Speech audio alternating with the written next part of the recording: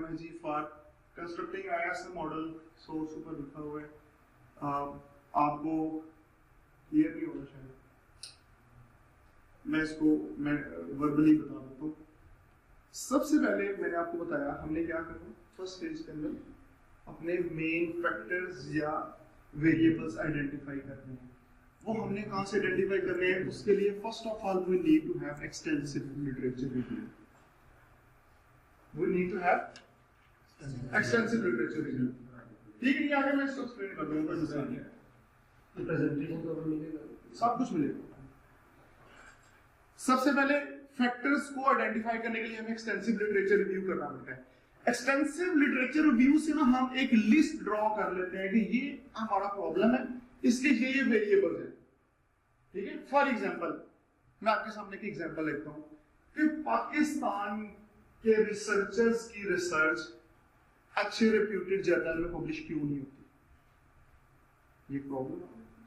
Why the research of Pakistani researchers is not being accepted in highly reputed journals? Literature पढ़ना शुरू कर दिया। अब लिटरेचर पूरी दुनिया के हवाले से कॉन्टेक्स्ट से आपको मिलेगा, ऑस्ट्रेलिया, अमेरिका, इंडिया, पाकिस्तान से मिलेगा। पाकिस्तान से सबसे कम लिटरेचर मिलेगा और मिलेगा वो इतनी क्वालिटी का नहीं होगा। ऐसे ही एनीवे, आपने पूरी दुनिया से जितना लिटरेचर आप एक्सेस कर सकते हैं अपने प्रॉब्लम से रिलेटेड, उसको आपने एक्सेस करना है। उस लिटरेचर को पढ़ने के बाद आपने एक लिस्ट बनानी है कि ये फैक्टर्स है, ये वेरिएबल्स मुझे लिटरेचर दे रहा है कि इन वजूहात की वजह से हमारी रिसर्च दुनिया के अच्छे जर्नल्स में पब्लिश नहीं हो रही। अब ये लिस्ट फाइनल नहीं है, ये लिस्ट फाइनल नहीं है, अभी ये रफ लिस्ट है, अनफाइनलाइज्ड लिस्ट है। सेकंड नंबर पे इस लिस्ट को हम लेके जाते हैं एक्सपर्ट्स के पास, एक्सपर्ट ओपिनियन लेते हैं कि सर हमने अपने प्रॉब्लम के लिए ये 25 वेरिएबल्स निकाले हैं कि पाकिस्तानी रिसर्चर्स की रिसर्च क्यों नहीं पब्लिश होती। ये 25 रिसर्चर्स हैं। अब वो जो एक्सपर्ट ग्रुप होगा, हमने कहा 8 ही कंसीडर कर लेते हैं।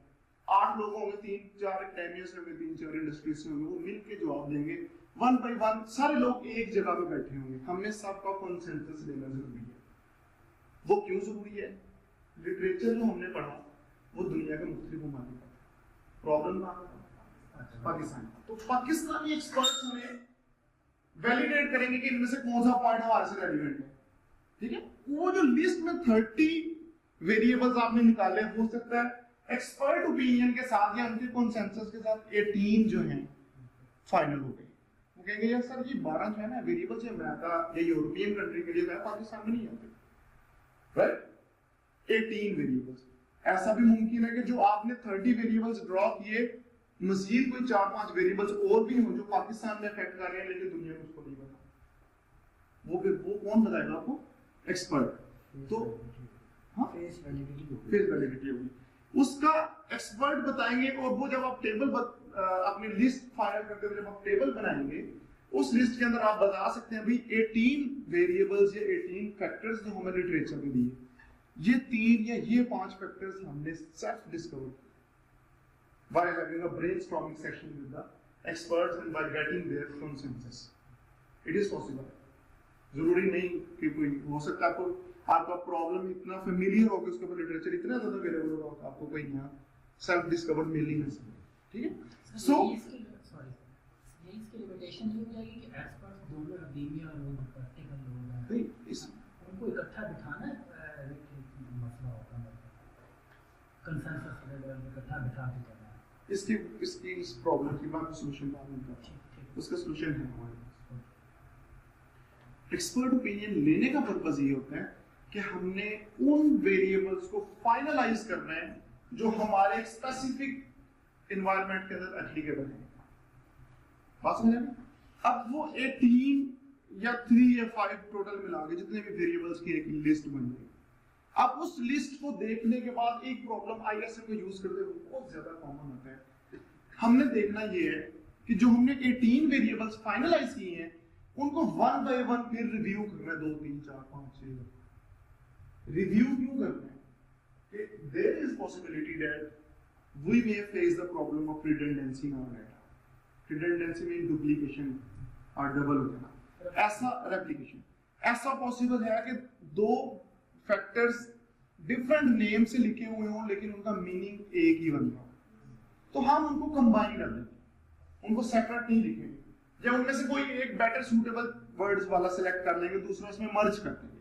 और ये हम अपनी रिसर्च में अपने आर्टिकल में लिखते हुए बताएंगे कि हमने इतने वेरिएबल्स इनिशियली सिलेक्ट किए, हमारे एक्सपर्ट ओपिनियन के कंसेंसस या फर्स्ट ब्रेनस्टॉर्मिंग सेशन से इतने फाइनलाइज हुए, और उसमें से हमने इतने कंबाइन किए या मर्ज किए, और फाइनल स्टेज में हमारे पास 15 वेरिएबल्स आ गए फॉर एग्जांपल। क्लियर? ये पहला स्टेप है। दूसरे स्टेप के अंदर जो हमने 15 वेरिएबल्स, 18 वेरिएबल्स या 10 या 12 जितने भी हर केस में डिफरेंट होते हैं, उनका हमने पेयर वाइज कॉन्टेक्चुअल रिलेशनशिप बनाया। जैसे आपने इसमें स्क्वायर मैट्रिक्स बनाया था, इसमें हमने row wise and column wise again comparison करने, ये स्क्वायर की कॉमन से मिलेगी, और वो पेयर वाइज कंपैरिजन करने के बाद जो रिलेशनशिप होंगे उनको हम एग्जांपल कर देते हैं। इसका भी कोई एक एग्जांपल है? सारी एग्जांपल है। अभी सिर्फ आप स्टेप समझ ले, आगे भी एग्जांपल सारी चीजें ये पहले फ्लो थोड़ा सा समझिए।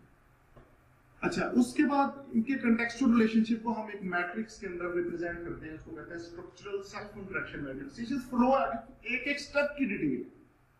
स्ट्रक्चरल सेल्फ इंटरेक्शन मैट्रिक्स बनाएंगे, उस स्ट्रक्चरल सेल्फ इंटरेक्शन मैट्रिक्स के अंदर जो रिलेशनशिप हमने लिखे होंगे वो सिंबल्स के अंदर यूज होगा, राइट? चार लाइक सिंबल्स होते हैं, आगे जाकर बताऊंगा कैसे सिंबल्स को शो किया होगा with to show the pair wise contextual relationships. In next stage हम इस स्ट्रक्चरल सेल्फ इंटरेक्शन मैट्रिक्स को कन्वर्ट कर देंगे इनिशियल रीचेबिलिटी मैट्रिक्स के अंदर। उसका फार्मूला भी अभी आपको डिटेल से बताता हूँ। वो जो सिंबल्स हमने यूज किए होंगे एक वेरिएबल को दूसरे वेरिएबल के रिलेशनशिप को डिनोट करने के लिए, उनको हम मैथमेटिकल क्वांटिटेटिव वैल्यूज देते हैं, राइट? फिर इनिशियल रीचेबिलिटी को हम फाइनल रीचेबिलिटी मैट्रिक्स में कन्वर्ट करते हैं। इसके अंदर ट्रांजिटिविटी का इशू होता है, जो आपको सामने थोड़ा सा डिस्कस किया था। वहां पे कंसिस्टेंसी एंड सेंसिटिविटी और ट्रांजिटिविटी, तीन इश्यूज थे। यहाँ पर सिर्फ एक इशू है जो आईएसएम की बेसिक असम्पशन है। ट्रांजिटिविटी हमने कैलकुलेट करनी है, वो क्या होती है अगर डिटेल में जाकर देखते हैं। उसके बाद हम उसको कोनिकल फॉर्म के अंदर कन्वर्ट करेंगे, कोनिकल मैट्रिक्स के अंदर कन्वर्ट करेंगे। तब हम ट्रांजिटिविटी रिमूव करेंगे और उस जो रिलेशनशिप बने हैं उसको लेवल पार्टीशनिंग करने के बाद एक डायग्राफ और एक स्ट्रक्चरल हायरार्की बेस्ड मॉडल बनाएंगे। मॉडल बनाने से पहले हम उस मॉडल को अगेन अपने एक्सपर्ट्स को दिखाएंगे, जी ये हमने मॉडल बनाया है, इसमें कहीं पे अगर कोई मॉडिफिकेशन करने की जरूरत है, कहीं इनकंसिस्टेंसी नजर आ रही है तो आप उसको करेक्ट करें। If it is okay then वो फाइनल डायग्राफ की शुरू हो जाएगी। ठीक है, ये स्टेप बाय स्टेप वो जो मैंने आपको डायग्राम के अंदर फ्लो चार्ट बनाया था, इसको हमने वर्ड्स के अंदर बता दिया दोबारा। फर्स्ट स्टेप हमारा identifying factors, elements, variables which are related to an issue.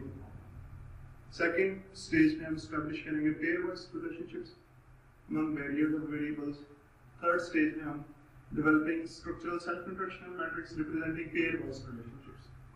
Fourth step में reachability matrix बनाएंगे by converting relationship symbols into binary values 1 and 0. Fourth step में हम इसकी transitivity remove करेंगे। फिफ्थ स्टेप में हम उसकी level partitioning करेंगे through iterationary process, and then हम final एक relationship graph और diagraph जो है SSIM से बनाएंगे और ट्रांसफॉर्म कर देंगे डायग्राफ को इनटू फाइनल आईएसएम मॉडल। जहाँ तक समझ आ रही है कुछ? सर ये बेसिकली मुझे जो ये समझ आया है आईएसएम और एएचपी को हम कनेक्ट करें तो आईएसएम जो है वो अगली फेज है बीच के हम जो वेरिएबल्स आइडेंटिफाई कर रहे हैं और ये मॉडल ग्राफ बना रहे हैं और उसका जो हमने डिसीजन मेकिंग करनी है हम एएचपी इंप्लीमेंट करेंगे। Is it like that? No, different. उसमें प्रायोरिटाइजेशन प्रायोरिटीज करते हैं, उसमें आपके क्राइटेरिया सब क्राइटेरिया, ये उससे थोड़ा सा वास्ट है। ये एक स्ट्रक्चर बनाता है और स्ट्रक्चर के सिचुएशन में बताता है कि इस प्रॉब्लम का जो भी आपका रेलेवेंट स्पेसिफिक प्रॉब्लम है उसका सबसे बड़ा रूट कॉज क्या है। ठीक है, अभी थोड़ा सा आप आगे चलेंगे आपको काफी डिफरेंट लगेगा, लेकिन कुछ चीजें इसमें मैच करती हैं। अच्छा जी, ये फ्लो था स्टेप बाय स्टेप जो हमने ये स्टेप किए, ये आपको हर रिसर्च पेपर से आईएसएम में मिलता है। ये आपको स्लाइड्स में मिल जाएंगे सारा कुछ। ये इनको इसी सीक्वेंस से फॉलो करना जरूरी है। ये आप अगर इन पॉइंट्स की बजाय इनको नंबरिंग कर दें 1 2 3 4 तो वो उसी सीक्वेंस से करना जरूरी है। यानी फर्स्ट स्टेप से बाद सेकंड स्टेप होगा, जब तक फर्स्ट स्टेप नहीं होगा तब तक सेकंड स्टेप नहीं हो सकता, राइट? अच्छा जी, फर्स्ट स्टेप था हमारा आइडेंटिफिकेशन ऑफ फैक्टर्स और वेरिएबल्स। जो भी हमारा प्रॉब्लम था, मैंने एक एग्जांपल आपको दी कि पाकिस्तान के अंदर एक और एग्जांपल ले लेते हैं जी, पब्लिक सेक्टर यूनिवर्सिटीज के अंदर टीचर्स काम नहीं कर रहे, उनकी परफॉर्मेंस बड़ी लो है। क्या रीजन, कौन से फैक्टर्स हैं जो उनको काम ना करने पे मजबूर करते हैं? एक रिसर्च हो सकता है, कौन से फैक्टर्स हैं जो उनको काम करने पे मजबूर कर सकते हैं? एक फैक्टर हो गया। मैं अपने स्टूडेंट्स के एग्जांपल दिया करता हूँ, आप लोग सारे माशाल्लाह मैच्योर हैं, मेरे से ज्यादा एक्सपीरियंस भी है। मैंने अपने स्टूडेंट्स से पूछा करता हूँ कि यार पढ़ना कैसा लगता है, कैसा बोरिंग, जब पढ़ने बैठते नहीं आता। मैंने कैसा पता क्यों, कितने क्यों? मैंने कहा ऐसा इसलिए कि आपकी इसके साथ इंटरेस्ट इंक्लूड इन्वॉल्व नहीं है। कैसे फिर क्या करें? मैंने कहा एक एग्जांपल दी। सपोज करें स्टूडेंट को बाहर जाके एक क्लास पढ़ने का आपको 5000 का नोट मिलेगा, एक क्लास पढ़ने का 5000 रुपये मिलेगा, और क्लास खत्म होते ही आपको खाना नहीं मिलेगा। जो सेमेस्टर में टॉप करेगा उसको उसकी फैमिली के साथ 15 दिन के लिए मैं पैसा जो क्लास में टॉप करेगा उसकी फैमिली को मैं 15 दिन के लिए सैलरी भेज दूंगा। आप स्टूडेंट क्या करेंगे? वो कहेंगे सर आज 3 लेक्चर है, कभी आज 5-6 लेक्चर होते हैं, वो भी ले आएगा। ठीक है, अब ये मोटिवेशन अटैच होगी हमारी इसके साथ, बात समझ आ रही है? तो अब मैं बात कर रहा था, ये एग्जांपल से बात निकली, टीचर्स क्यों नहीं पढ़ाना चाहते? उनको कोई ऐसा मोटिवेशनल रिवॉर्ड नहीं मिलता। अगर उनको कोई ऐसा मोटिवेशनल रिवॉर्ड अटैच कर दिया जाए, वो पढ़ाना शुरू हो जाएंगे, तगड़े मारना शुरू हो जाएंगे। ऐसे बंदों के पास जाना शुरू हो जाएंगे जिनसे उनको कुछ भी सीखने को मिलता है, यार मैंने ये सब्जेक्ट पढ़ा दिया इसको, क्योंकि उनको पता है वो पढ़ाएं या ना पढ़ाएं, इस प्रश्न में 32 लेक्चर है, 15 दिन उनको पूरा चेक मिल जाए, पूरी तनख्वाह मिल जाएगी, उनको क्या बोलेगा? ये सारी हम बात करेंगे एक्सटर्नल मोटिवेशन, तो इंटरनल मोटिवेशन ना क्यों? फॉर एग्जांपल, एक एग्जांपल के तौर पर ले लो ना, वो हमारा टॉपिक नहीं है, ठीक है? अच्छा, अब ये एग्जांपल देखिए जी, पब्लिक सेक्टर यूनिवर्सिटी में लोग क्यों नहीं पढ़ाना चाहते, उसकी रीजंस क्या है, वो हमारा प्रॉब्लम हो गया। अब उन रीजंस को हमने ढूंढना है, उन फैक्टर्स को हमने ढूंढना है। हम सबसे पहले क्या करेंगे? लिटरेचर रिव्यू करेंगे। अच्छा, यहाँ पे एक बात मैं आपको जरूर कहना चाहूंगा, ऑपरेशंस मैनेजमेंट के अंदर एक टर्म यूज होती है, उसको कहते हैं प्रोसेस मैनेजमेंट। प्रोसेस मैनेजमेंट ये कहता है superior products comes from superior process. जितना इंग्रेडिएंट, जितने रॉ मटेरियल अच्छे डालेंगे, उतना ही खाने का टेस्ट अच्छा बनेगा। जितने वालिदैन पढ़े लिखे नेक होंगे, उतने ही चांसेस हाई होते हैं कि औलाद भी ज्यादा सुलझी हुई पढ़ी लिखी नेक होगी। Exceptions are always there, right? तो लिटरेचर में ये कहूंगा आपको कि don't try to bother, don't try to depend on the Pakistani literature. वो आपको भी पता है, मुझे भी पता क्या होता है, क्यों अच्छे जर्नल्स के आर्टिकल पेड होते हैं, क्यों उनकी एक्सेस नहीं होती, क्योंकि उसमें हाईली वैल्यू पुट की गई। कुछ रिसर्च पेपर्स ऐसे भी हैं जो बड़ी हाई प्राइस पे पड़ते हैं, यानी कुछ रिसर्च, कुछ जर्नल्स ऐसे, आपको पता है मेरे पास स्वीडन की यूनिवर्सिटी का लॉगिन और यूजर नेम पासवर्ड था, मैं उस स्टूडेंट उस यूनिवर्सिटी की लाइब्रेरी से जाकर दुनिया के 90% पेपर डाउनलोड कर लिए, फ्री उनको रिसोर्सेज दिए हैं। लेकिन 10% पेपर्स फिर भी ऐसे होते थे जो हमें वहां पे पैसे देके मिलते। ठीक है, उसकी रीजन क्या है? मैं अब ये यहाँ पे कहूंगा, जब आप लिटरेचर जितना आपका सुपीरियर होगा ना, आपकी रिसर्च की इंपॉर्टेंस, वैलिडिटी उतनी ज्यादा बढ़ेगी। ये ना हो कि आपने अपने फैक्टर्स 15 लिखे और 15 के 15 फैक्टर्स पाकिस्तानी जर्नल से लिए। पाकिस्तानी जर्नल आधे से ज्यादा ब्लैक लिस्ट है दुनिया के अंदर। 5000 रुपया दो शाम को पेपर आ गए, ऐसे भी जर्नल्स हैं। ठीक, तो ऐसे जर्नल्स जो जिनकी मार्केट में रिप्यूट है, जिन्होंने अपना पिछले 20, 25, 30 सालों से क्रेडिबिलिटी बनाई हुई है, वो लिटरेचर। देन सेकंड, आपने कंसेंसस लेना, एक्सपर्ट्स ओपिनियन का, कि ये जो लिटरेचर से आपने लिस्ट बनाई, आइडेंटिफाई की फॉलोइंग वेरिएबल्स, उन पे कंसेंसस लिया, इनमें से कितने हमारे केस में वैलिड है, कितने हमारे केस में मैच नहीं करते हैं, उसके लिए वैलिड नहीं है। अच्छा, थर्ड इसमें बड़ा इंपॉर्टेंट पॉइंट है, सिलेक्शन ऑफ एक्सपर्ट्स आपने कैसे करनी है। नंबर का आपको पता चल गया कि एटलीस्ट 8 मैंडेटरी, 9 भी हो सकता है, 10 भी हो सकता है, 15 भी हो सकता है। डोमेन्स आपको पता चल गया at least 2 domains are mandatory, 3 domains भी हो सकते हैं, 4 डोमेन्स भी हो सकते हैं। वो कौन कौन से हो सकते हैं वो भी मैं आपको बताता हूँ। इंडस्ट्री, एकेडमिया, ठीक है। तीसरी डोमेन एसोसिएशन ऑफ इंडस्ट्री हो सकती है, ये एसोसिएशन ऑफ एकेडमिया हो सकती है। जैसे फर्ज करें जी फैन इंडस्ट्री का हमने एक प्रॉब्लम लिया, फैन इंडस्ट्री का एक प्रॉब्लम लिया कि जी हमारे पाकिस्तानी पंखे आलमी में आके नहीं है, इनकी एक्सपोर्ट इतनी ज्यादा नहीं हो रही जितनी होनी चाहिए, क्या हो जाए। अब हमने एक तो अपने एक्सपर्ट ग्रुप में इंडस्ट्री के लोग ले लिए, एक हमने एकेडमिया के लोग ले लिए, तीसरा हम उसमें फैन इंडस्ट्री की एक एसोसिएशन बनी हुई है उनके लोगों को भी हम ऐड कर रहे हैं। चौथा हमने गवर्नमेंट की कुछ एसोसिएशन बनी हुई है, जैसे क्वालिटी की कुछ एसोसिएशन बनी हुई है, क्वालिटी इंश्योर करते हैं, या स्मॉल इंडस्ट्रीज की समेटा एक बनी हुई है, टीडीएपी बनी हुई है। तो हम इस तरह डाइवर्स नंबर ऑफ एक्सपर्ट्स को जब लेंगे तो हमारा ग्रुप ज्यादा बेटर हो जाएगा। और इसको हमने सिलेक्ट करना bye experience, at least 10 years of experience जरूर होना चाहिए जो आपका रिस्पॉन्ड करेगा, मिनिमम, ज्यादा से ज्यादा जितना 10 ईयर टू उधर यानी ये है इसका क्राइटेरिया है, क्राइटेरिया रिसर्च इसको प्रूव करती है एटलीस्ट, ठीक है। और एकेडमिया के केस के अंदर ये रिसर्चर होना जरूरी है बंदे, एकेडमिया के केस के अंदर, ठीक है जी। तो at least minimum number of experience 10 year is preferable for selection of an expert, क्योंकि उसके पास इतना इनफ नॉलेज होता है कि वो ज्यादा अच्छे तरीके से बता सकता है।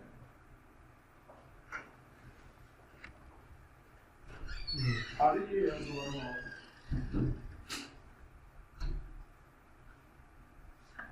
समझ आ गई है अभी तक बातों की? ये आपको इंशाल्लाह जब कंक्लूड करूंगा तो उससे कदरे ज्यादा आसान लगेगी ये चीज, क्योंकि शायद मुझे ज्यादा आसान इसलिए लगती है मैंने इस पे ज्यादा काम किया। अच्छा जी, फर्स्ट स्टेप आपने कर लिया, क्लियर है ना आपको? हमजा क्लियर। फर्स्ट स्टेप में आपने with the help of literature and expert opinion अपनी लिस्ट फाइनल कर ली जो वेरिएबल, उसके अंदर क्राइटेरिया, सब क्राइटेरिया थे, इसके अंदर एक जनरल लिस्ट बनती है कि आपके 8, 10, 15, 20 इतने वेरिएबल जो सिस्टम को अफेक्ट कर रहे हैं, ठीक है। सेकंड स्टेप में स्ट्रक्चरल सेल्फ इंटरेक्शन मैट्रिक्स हमने बनाना था। Structural self interaction matrix pair wise relationship show कर रहा होता है वेरिएबल्स के आपस में, वो भी मैं आपको बताता हूं। अच्छा, आपने भी एक क्वेश्चन पूछा था मेरे से थोड़ी देर पहले, जरा रिपीट करेंगे, मैंने आपको बाद में दोबारा फोन कर लिया था। आपने कहा था कि ये कंसेंसस होना जरूरी है, ये पूछा था ना, ये सारे लोगों का एक जगह पर मौजूद होना चाहिए। आपने अल्फाज इस्तेमाल किए थे कि उनको एक जगह बिठा मैं बता रहा हूं, बिठाना तो मुश्किल हो जाएगा। हाँ बिल्कुल, पाकिस्तानी केस में हो जाता है। मैं इसका आपको सॉल्यूशन देता हूं। मोस्ट प्रोबेबली जो अप्रोच यूज होती है, जिसकी अभी तक सबसे ज्यादा प्रोबेबिलिटी है दुनिया में यूज होने की, वो कंसेंसस है। कंसेंसस लेने के कई तरीके हैं, मैं भी वन बाय वन बताता हूं। फिर वैसे रिलेशनशिप, इसमें 3 से 4 ब्रेनस्टॉर्मिंग सेशंस होते हैं। आईएसएम के अंदर 3 से 4 ब्रेनस्टॉर्मिंग सेशन होते हैं। पहला ब्रेनस्टॉर्मिंग सेशन लिस्ट को फाइनलाइज करने के लिए होता है। दूसरा ब्रेनस्टॉर्मिंग सेशन जो होता है वो पेयर वाइज कॉन्टेक्सचुअल रिलेशनशिप को एस्टैब्लिश करने के लिए होता है। और कुछ सम टाइम अगर आपके 2 सेशंस के अंदर काम नहीं खत्म हुआ तो आपको तीसरा या चौथा सेशन लेना पड़ सकता है हम लोगों की इकट्ठे करने। ठीक है, अभी आपके क्वेश्चन का यहाँ पे आंसर मिलेगा। The most appropriate, the most suitable approach is कि सारे रिस्पोंडेंट एक जगह पे मौजूद होने जरूरी हैं। लेकिन अब आपके माइंड में क्वेश्चन ये आ रहा है, सर क्या अगर सारे जगह पे अवेलेबल नहीं होते तो क्या हम आईएसएम नहीं कर सकते? कर सकते। फिर उसके लिए हमें क्वेश्चनर यूज करना पड़ेगा। ये देखिए मैंने लिखा है, structural self interaction matrix is needed to develop by using a brainstorming session or questionnaire to get the consensus to represent pairwise relationship among the various. Clear हो गया आप लोगों को? pairwise contextual relationship अभी आएगी अभी एग्जाम्पल, इससे next slide पे एग्जाम्पल है। अभी देखो, पहले आप इसकी थ्योरी समझिए। मोस्ट अप्रोप्रिएट वे क्या है? ब्रेनस्टॉर्मिंग। ब्रेनस्टॉर्मिंग में कंसेंसस होना चाहिए। कंसेंसस के अंदर उन्होंने जो बात की थी, डायलॉग होना चाहिए कि अपनी ईगो के कोड उतार के साइड पर रख दें और एक दूसरे की बात पे या उसको अपने पॉइंट पे कन्विंस कर लें या उसके पॉइंट पे कन्विंस हो जाए। मींस कि eight the end of every point, every decision, whole respondent or whole group of respondents should be agreed at a single point, at a single decision. And if not, then वो discussion होगी। for example, कोई problem है इसमें multiple perspectives हैं तो नहीं, वो examples के थ्रू, डायलॉग के थ्रू रिजॉल्व हो जाते हैं। अगर उसमें वो ईगो वाला इशू नहीं ना आएगा, नहीं जरूरी नहीं है मसले पर टोटल कंसेंसस हो जाएगा। मैं अपने पर्सपेक्टिव के बारे में, दूसरा अपने पर्सपेक्टिव, मल्टीपल पर्सपेक्टिव्स। देखिए, जब लॉजिकली डिस्कस किया जाता है तो वो बात होती है या मान लेते हैं या मनवा लेते हैं। ऐसा मुमकिन नहीं है कि ना हो। अगर वो जानबूझ के बायस्ड हो रहा होगा, मैं मानना ही नहीं कि कांच टर्न है, तो फिर नहीं इसका मतलब। लेकिन ऐसा पॉसिबल नहीं है कि आपका कंसेंसस ना हो सके। मैं एक एग्जांपल देता हूँ आपको।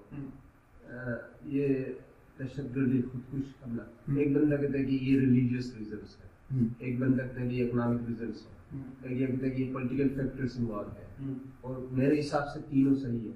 नहीं, अब आपने बड़ा ब्रॉडर कर दिया बात को। क्वेश्चन आपका बहुत ब्रॉडर है। रिजल्ट्स ऑफ टेररिज्म इतना ब्रॉडर नहीं है। नहीं, आपने जो नीचे रिस्पांस दिए हैं ना, सारे ब्रॉडर हैं। अब उनको वन बाय वन लेके पकड़ना पड़ेगा। जब आपने बात की जी रीजन ऑफ टेररिज्म, सबसे पहले हम रिलीजियस एस्पेक्ट को पकड़ेंगे, उसके ऊपर डिबेट करेंगे, फिर एग्री होगा, फिर पॉलिटिकल पे आएंगे, फिर इकोनॉमिक पे आएंगे, फिर किसी और पे आएंगे। ये अब ये चारों डिफरेंट है, चारों पॉसिबल है, चारों पॉसिबल है। उसमें रिसर्चर क्या करते हैं, जैसे हमने अभी वेरिएबल्स की, उसमें हेडिंग्स दे देते हैं वेरिएबल्स की। जैसे उसमें क्राइटेरिया किया ना, managerial barriers, cultural barriers, personal barriers, लेकिन एट द एंड लिस्ट बना, ठीक है। लेकिन उसमें उसको डिस्कस वन बाय वन ही करते हैं। अच्छा, first most important thing is to have the brainstorming session in consensus. Secondly, आपके पास, अच्छा इसका फायदा क्या होता है ब्रेनस्टॉर्मिंग सेशन का? एक फायदा और एक नुकसान। फायदा ये है टाइम कंज्यूमिंग जो होता है वो कम होता है, टाइम सेविंग होती है। एक सेशन में आपने काफी ज्यादा चीजें कर, लेकिन कॉस्ट लग सकती है। लोगों को मोटिवेट करने के लिए खाना देना पड़ेगा, इनवाइट करना पड़ेगा, कुछ गिफ्ट हैम्पर्स देने पड़ेंगे ताकि लोग अपना टाइम स्पेंड करते रहे। हो सकता है हमें उनको कुछ कॉस्ट भी देनी पड़े। बात समझ आ रही? क्वेश्चनर यूज करने का नुकसान ये है कि आपका टाइम ज्यादा लगेगा लेकिन कॉस्ट नहीं लगेगी। ये फायदा है। टाइम कैसे ज्यादा लगेगा? आपको वन बाय वन सबके पास जाना पड़ेगा। आप 7 रिस्पोंडेंट है, आप कोई बहावलपुर से, कोई चित्राल से, कोई कहीं से है, पॉसिबल है मैं आपके पास चल के जाऊं, ट्रैवल करके जाऊं, फोन करूं, स्काइप कॉल करूं, वीडियो कॉल करूं, या हम कॉन्फ्रेंसिंग कॉल करें, ठीक है, या वन बाय वन ईमेल के थ्रू क्वेश्चनर फिल करें। अगेन जब हम क्वेश्चनर यूज करते हैं, एएचपी में आपको एक बात बताई थी कि फिर रीजनिंग करते हैं। हर रिलेशनशिप, जो हर पेयर वाइज रिलेशनशिप बनेगा, उसके नीचे एक लाइन छोड़ी होगी और रीजन हर रिस्पोंडेंट लिखेगा कि मैं इसके रीजन ये लिखा, ठीक है। उसमें भी होता है जब आप क्वेश्चनर को यूज करते हैं, उन 5 या 7 या 8 रिस्पोंडेंट के क्वेश्चनर को जब हम मर्ज करते हैं तो 70, 80 या 60% लोगों के रिलेशनशिप्स मैच कर रहे होते हैं। 30% लोगों के रिलेशनशिप्स में कॉन्फ्लिक्ट्स आ सकते हैं because of not sitting together. तो वो फिर हम उनसे again one by one communicate करके, बार बार मॉडरेट करके हम वो रिजॉल्व करते हैं। मसलन मैंने फोन किया, सर आप तो कह रहे थे रिलीजियस इसलिए होता है, आदिल साहब ऐसे कह रहे हैं, फिर आप अपना पॉइंट ऑफ व्यू कहेंगे आदिल साहब को ये वजह ऐसे नहीं ऐसे होती है, मैं कॉल बंद करूंगा, फिर आपको ये कॉन्फ्रेंस मिलेगा, डेफिनेटली, ठीक है। सो क्वेश्चनर में टाइम लगता है। अब ये वेरियस रिसर्चर्स, ये 3 रिसर्चर्स हैं जिन्होंने इस चीज को रिकमेंड किया that assessment based on questionnaire can be utilized effectively for obtaining the consensus of experts and their opinion for classification of mutual relationships among barriers. And last word very important and moderated by researchers. In 3 researchers के बाद चौथा researcher में हम जिसने questionnaire use करेंगे, उसके अलावा 35 से 38 लोगों ने क्वेश्चनर यूज नहीं किया कंसेंसस में, लेकिन हमारा लिटरेचर सपोर्ट कर रहा है। You can do this. AHP में उन्होंने आपको बोला आप अपना क्वेश्चनर खुद बना सकते हैं। मैं कहता हूं आप अपना क्वेश्चनर खुद बना सकते हैं, क्योंकि इसके अंदर ये क्वालिटेटिव अप्रोच है। इसके अंदर आपको अपने क्वेश्चनर का क्रोन बैक अल्फा या वैलिडिटी, रिलायबिलिटी, सीएफ, ईएफ निकालने की जरूरत नहीं है। ये एक एग्जांपल है, एक क्वेश्चन है जो लिटरेचर में ऐसे ही मिलता है। इसको थोड़ा सा पढ़ें। इसमें एक ऑप्शन यहाँ पे और दरमियान में ऐड होता है, वो मैं आपको बताता हूँ। आप तब तक थोड़ा सा पढ़ें। नीचे सोर्स भी दिए।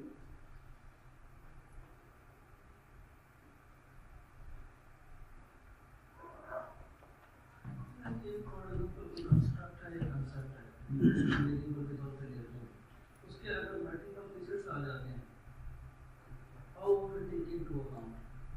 फॉर एग्जांपल और जैसे इन्होंने टेररिज्म की बात की, कंस्ट्रक्टर कंसेप्ट ऑफ वेरिएबल, ठीक है। अब उन्होंने कहा कि दैट कुड बी कि उसमें जो है टेररिज्म हो रही, सोसाइटी हो रही, डिफरेंट मूवीज हो रही है, तो कैसे हम उसको देख सकते हैं? आप पूछना क्या चाह रहे हैं? टेररिज्म के लिए हम क्या चीज निकालना चाह रहे हैं? मैं कह रहा हूँ टेररिज्म को एक ब्रॉडर वेरिएबल की कंसेप्ट है, कंस्ट्रक्ट है, ब्रॉडर प्रॉब्लम आ गया, ठीक है, ब्रॉडर आ गया, ठीक है, अब जब हम उसके फीचर्स को देखते हैं, फर्दर या उसकी डायमेंशंस को देखते हैं, और निकल आते हैं, ठीक है, ठीक है। फिर कैसे जब हम जाते हैं लोगों को एग्रीमेंट का डील करने, कंसेंसस की तरफ लेकर जाते हैं, या डिबेट में डाला, कैसे लोगों को मोटिवेट कर सकते हैं कि वो उस पर एग्री करें? आपने मोटिवेट नहीं करना। अभी मैं बताता हूँ, अभी आप थोड़ा सा इसको आगे जाने दें, फिर आपको समझेंगे। जिसको पढ़ लीजिए आपने, पढ़ लीजिए। The following table is intended to register the perception of professionals from automotive industry and academics. Automotive industry का ये बना हुआ है, इसलिए pairwise contextual relationship between factors and variables. इसके दरमियान में एक ऑप्शन और आता है कि select the relevant option if you are academicians and if you are from industry. तो उनमें से आपने एक को टिक करना होता है, ठीक है। अब ये चार तरह के सिंबल यूज होते हैं, VAXO, और ये एक मैट्रिक्स बना है। इसका फार्मूला अगेन वही लगेगा जो आपने एएचपी में सीखा था, n/n-1/2। वही फार्मूला ये है इसके अंदर है कि कितने रिलेशनशिप्स आपके बनने हैं वो रेसिप्रोकल होके वो टू साइडेड रिलेशनशिप्स होते हैं। मैं अभी आपको समझा देता हूं। अब ये देखिए 10 वेरिएबल्स हमने फाइनलाइज किए अपनी एक प्रॉब्लम पे, एग्जांपल के तौर पर 10 वेरिएबल्स फाइनल किए। उन 10 को हमने कॉलम वाइज भी प्लेस कर दिया और रो वाइज प्लेस कर दिया। आप उनका पेयर वाइज कंपैरिजन है, यानी इस सेल एंट्री के अंदर पहले का 10वें के साथ रिलेशनशिप हो रहा है, ऐसे ही है। फिर पहले का 9 के साथ, 8 के साथ, 6 के साथ। अब ये कुछ ब्लैंक रखे हुए हैं, वो मैं आपको बताता हूँ क्यों रखे हुए हैं। क्या तक समझ आ गया? अब ये सेम क्वेश्चनर आप अपनी रिसर्च का डिजाइन कर सकते हैं। ऊपर वाला हिस्सा सेम होगा, यहाँ पे ऑटोमोटिव इंडस्ट्री की जगह आपका प्रॉब्लम स्टेटमेंट आ जाएगा, और यहाँ पे वेरिएबल्स की जगह आपके वेरिएबल्स आ जाएंगे। 15 है तो 15/15 का कॉलम बन जाएगा, 7 है तो 7x7 का स्क्वायर मैट्रिक्स बन जाएगा। और ये क्वेश्चनर है जिससे आप, अगर आप के लिए पॉसिबल नहीं है कि आप कंसेंसस ले सकें या सारे लोगों को एक जगह पे मौजूद कर सकें, तो ठीक है। अब ये चार तरह के सिंबल यूज होते हैं, इसमें थोड़ा सा रिलेशनशिप्स आ जाएंगे। ये पेयर वाइज कंपैरिजन करना है हमने सेकंड स्टेप पे। पहला सिंबल है V, दूसरा A, तीसरा X, चौथा O। V रिलेशनशिप ये कहता है, आपने AHP के अंदर भी वेरिएबल्स I और J पढ़े थे, ऐसे ही है, इसमें भी I और J।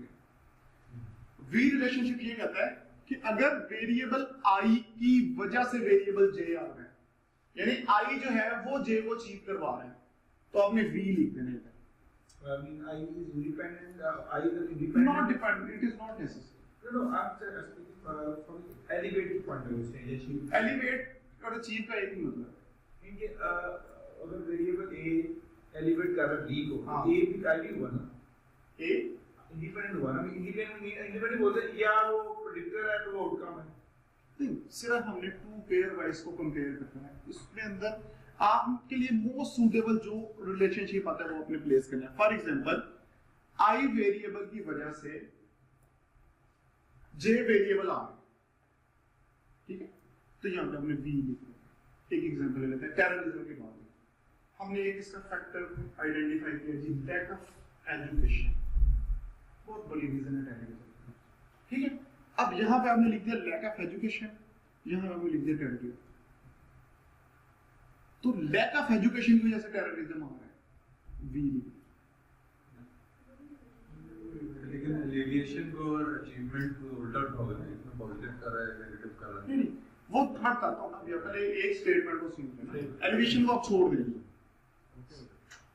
आप पहले ये समझे कि एक पहले की वजह से 10वां हो गया तो v लिखेंगे, यहीं पे 10वें की वजह से भी पहला हो सकता है, यानी पेयर वाइज है ना, जरूरी नहीं पहला ही 10वें को करवाए, 10वें की वजह से भी पहला चीज हो सकता है, तो फिर हम a लिखेंगे, इनवर्स आ गया, यानी v is opposite to a is opposite to v। इसको हम इस दूसरे तरीके से ऐसे कहते हैं, एक बार और से देखिएगा, फर्ज करें पहला 10वें को अचीव करवा रहा है, यहां पे आपने v कर दिया, ठीक है, तो इधर से 10वें का जो पहला आता है ना तो ऑटोमेटिक a ही है, इसलिए हम इनको सारों को इलैबोरेट नहीं करते, जहां पे v है तो यहां पे a ही होगा, यानी v is inverse two a, reciprocal हो, जैसे हमने पहले AHP में सीखा, ठीक है। सिमिलर अगर 10वें की वजह से पहला हो रहा है तो यहां पे हम a लिख देंगे, 10वें की वजह से पहला हो रहा है यहां पे a लिख देंगे, अगर यहां पे a आया इट इज अंडरस्टूड कि यहां पे v होगा, what my point. Third relationship है x, दोनों एक दूसरे को मिलकर सपोर्ट कर रहे हैं अचीव होने में, ठीक है। अगर पहला 10वें को अचीव करवा रहा है, 10वां ही पहले को अचीव करवा रहा है, तो फिर क्या होगा, x रिलेशनशिप, यानी there is correlated, two sided correlation आ जाएगा, तो यहां पे भी x होगा अंडरस्टूड है, यहां पे भी x ही होगा। और अगर दोनों का आपस में कोई रिलेशनशिप नहीं है तो हम यहाँ पे O का सिंबल यूज करते हैं, ये 4 सिंबल यूज होते हैं, V, A, X and O। तो क्लियर है सर, कंफ्यूजन ये थी, इब्रार साहब ने आपसे बात किया है, जब हम कहते हैं ना कि ये काज बन रहा है उसकी, वो इफेक्ट है, फिर डिपेंडेंट तब वो पॉइंट में ले जाते, बट कांसेप्ट वही है। देखिए मैं बताने लगा, आपका क्वेश्चन ये है, मैंने ये कहा 10वें की कॉज पहले, यहीं पे पहले की कॉज 10वां की, लेकिन उसमें ऐसा नहीं है। हाँ, हम जो सोचे उसमें ऐसा नहीं है। यहाँ पे आपने अपने रिस्पोंडेंट से मोस्ट सूटेबल जो रिलेशनशिप है ना वो यहाँ पे लिख देना, ठीक है। फॉर एग्जांपल ये हमारा एक ऑटोमोटिव इंडस्ट्री का ये लैक ऑफ ट्रस्ट वेरिएबल है, ये लो ग्रोथ रेट ऑफ इंडस्ट्री है, कि लैक ऑफ ट्रस्ट की वजह से लोग एक दूसरे पर ट्रस्ट नहीं करते, इस वजह से ग्रोथ रेट इंडस्ट्री का कम है, तो V हो सकता है। लो ग्रोथ रेट की वजह से लैक ऑफ ट्रस्ट है, and so on. What we find, ये अभी हम इसकी प्रैक्टिकल एग्जांपल भी करेंगे, आप सीख लेंगे इसको, क्या तो कोई क्वेश्चन हो तो पूछना। ये 4 रिलेशनशिप्स हमने यूज करनी है, X और O टू साइडेड है, कोरिलेटेड है, ये दोनों एक दूसरे को अचीव करवा रहा है, इन दोनों का आपस में कोई ताल्लुक नहीं। अगर V और A एक दूसरे से इनवर्स है, V अगर यहां पे होगा तो यहां पे ये होगा, अगर यहां पे होगा तो यहां पे